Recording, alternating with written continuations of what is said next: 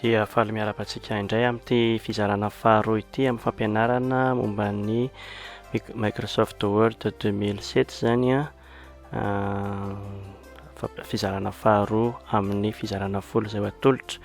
Ary ny fizarana voalohany tsika dia nijery momba ny momba n'ilay programa sy ny fanokafana document vaovao, fanoratana, fitehirizana document avy nosoratana zany a, ary ny fitadiavana azy indray rehefa avy eo. Azonao jerena eto amin'ity efajoro ity ny mikasika an'izay.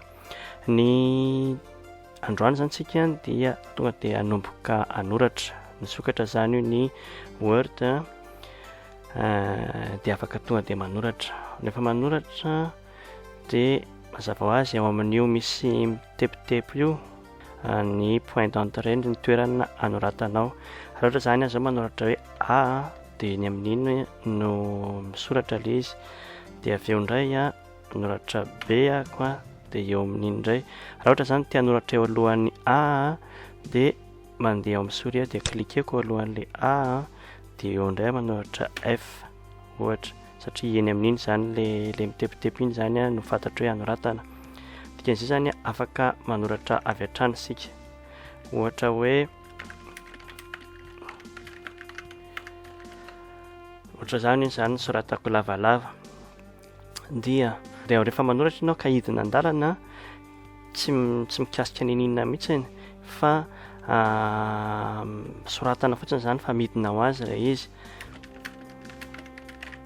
Hitanao tonga dia midina ho azy zany le soratra, zany hoe tsy hoe mikasika le fampidinana an-dalana akoriny fa tonga dia midina ho azy izy. Dia ohatran'izay zany no atao rehefa manoratra.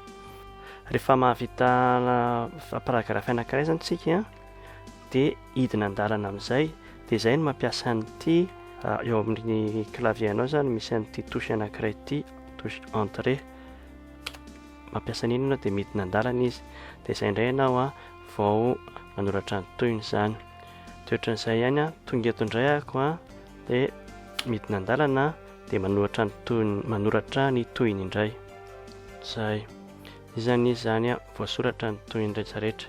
Iny zany zavatra nieritreretiko soratana.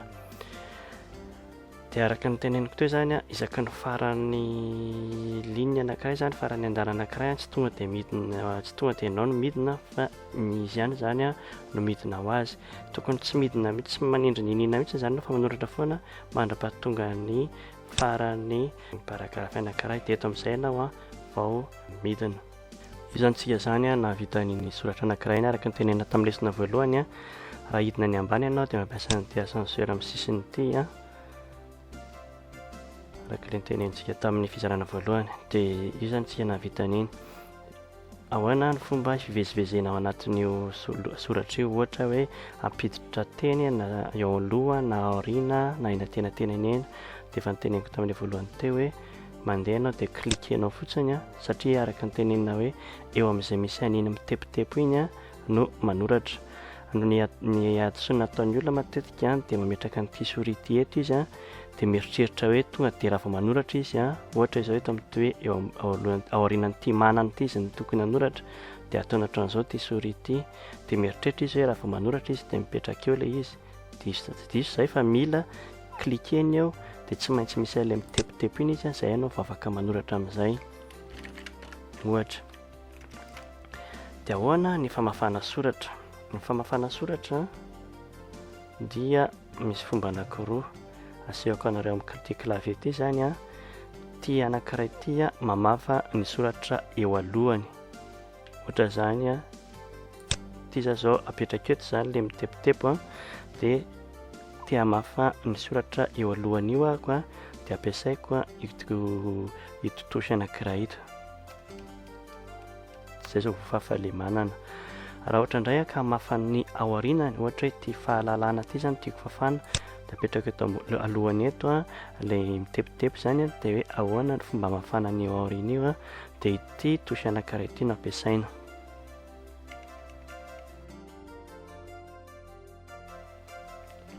Ohatran'izay zany. Izay zany ny fomba famafana. Ka na aiza n'aiza zany ianao manao an'izay a dia mamafy zay.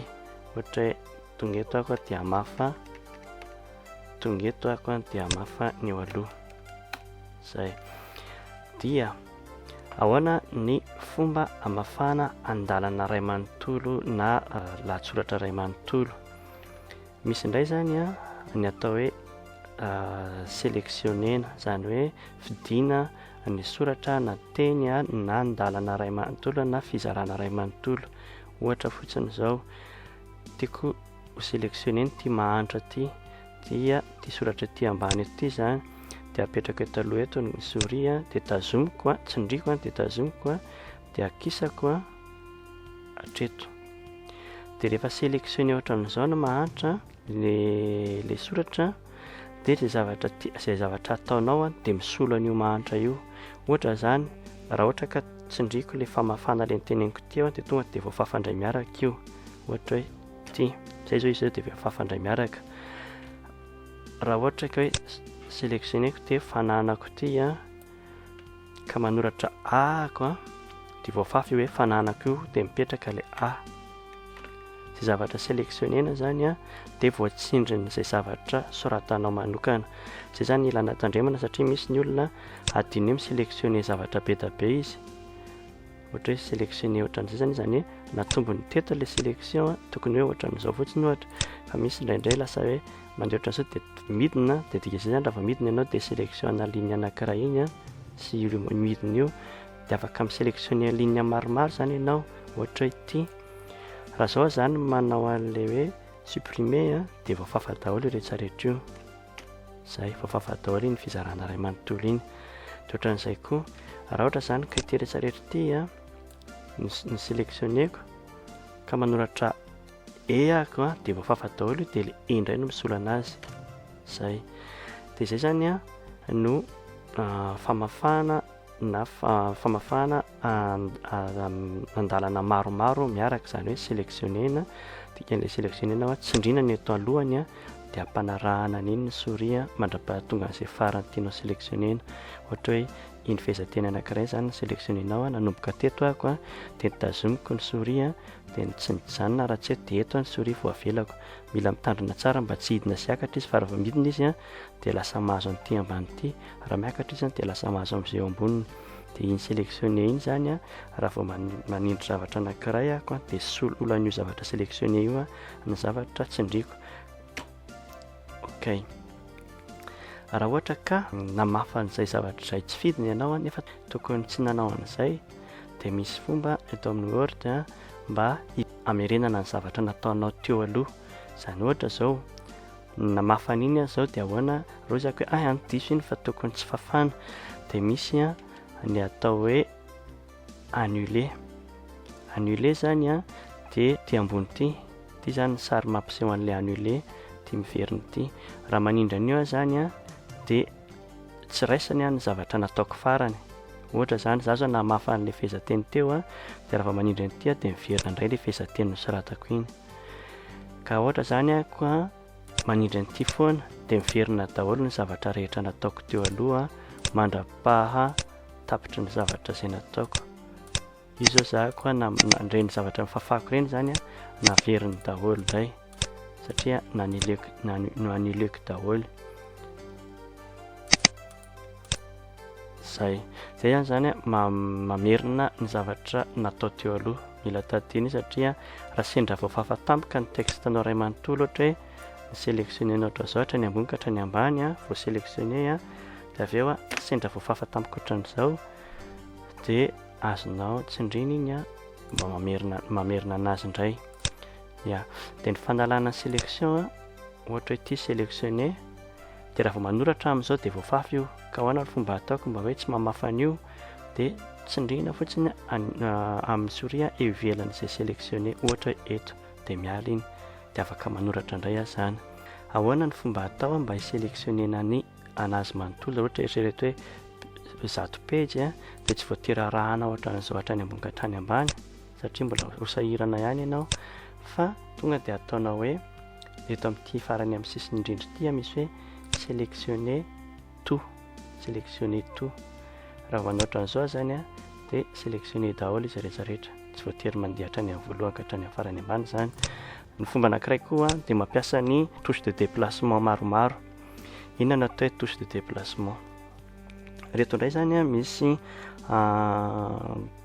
touche vitsivitsy eto amin'ny clavier izay asehoko anareo. Dia ny flèche, ty flèche hoe miakatra, miankavia, midina, miankavanana, hitanareo eto izy. Dia misy koa ny hoe homme na ny début zany dia misy ny fin. Dia misy indray ny page précédente dia ny page suivante. Ireo anaky karazany telo hoe zany ny touche de déplacement ivezivezenao anatin'ny texte. Zao miakatra, zao indray koa midina. Izany hoe tsy misy efehany amin'ilay texte mihitsy, tsy misy vokany amin'ilay texte amin'ilay lahatsoratra ny zavatra ataoko, fa mivezivezy ao anatiny fotsiny ahako. Ty zao koa miankavia, ty zao miankavanana. Ty zao koa mampiasa an'ilay hoe homme na hoe début, tonga izy dia maka ery aloha ery. Rehefa manao an'ilay fin indray ahako tonga izy dia maka ery aoriana ery. Amin'izay zany ianao ohatra ty hoe andehako eto amin'ity hoe amini, aorianan'ilay amini. Tsy mety hoe sahirana be mi-cliquer raha ohatra ka tsy mahavita mi-cliquer na hoe tsy misy souris dia mandeha eny amin'iny, mampiasa an'ilay ankavia, ankavanana. Dia avy eo miverina koa ohatran'izay. Raha ampiarahana amin'ny touche contrôle, zany hoe misy touche anankiray indray ty asehoko anareo io indray zany natao hoe touche contrôle. Raha ampiarahana amin'ny touche io ny touche de déplacement dia misaoty. Ohatra zany contrôle plus an'ilay flèche droite zany hoe tsondriana ny contrôle dia avy eo mbola mijanona eo ny contrôle no mandeha amin'ny flèche droite dia ohatran'izao.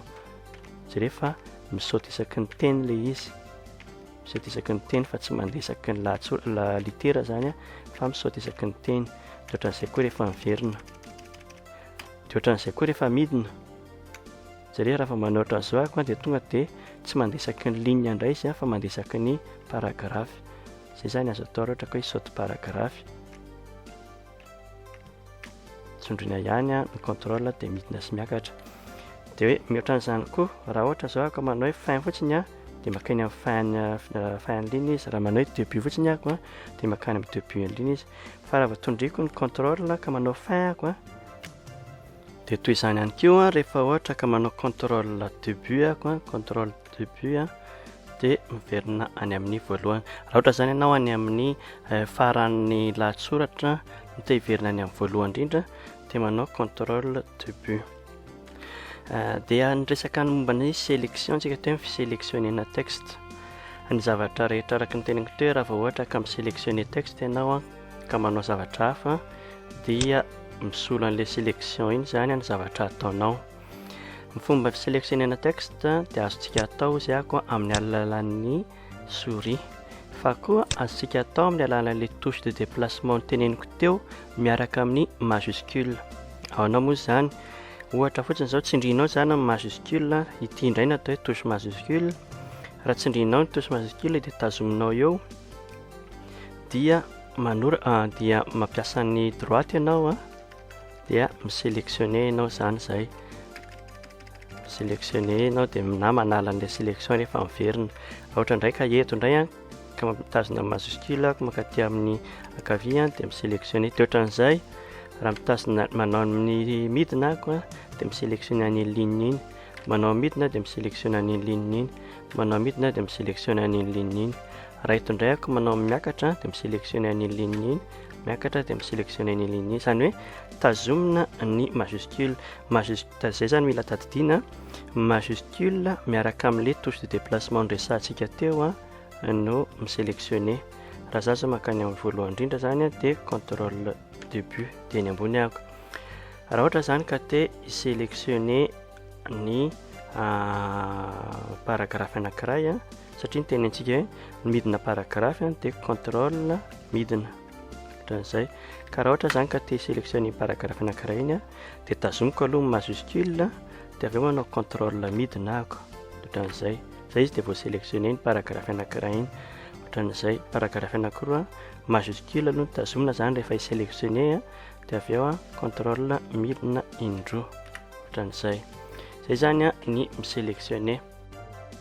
dia izay indray ny natolotra antsika tamin'ity fizarana faharoa ity a. Raha ohatra ka tia azo ny filazana ianao hoe nivoaka indray ny fizarana fahatelo a, dia tsindrio itsy hoe subscribe itsy hoe inscription zany hoe manaraka an'ity vidéo ity ianao, dia tsindrio na koa azonao fangina any ao amin'ny sitako izay hitanao a eto amin'ity soratra ity. Dia izay zany fa dia mametraka veloma indray dia amin'ny fizarana fahatelo indray tsika mihaona.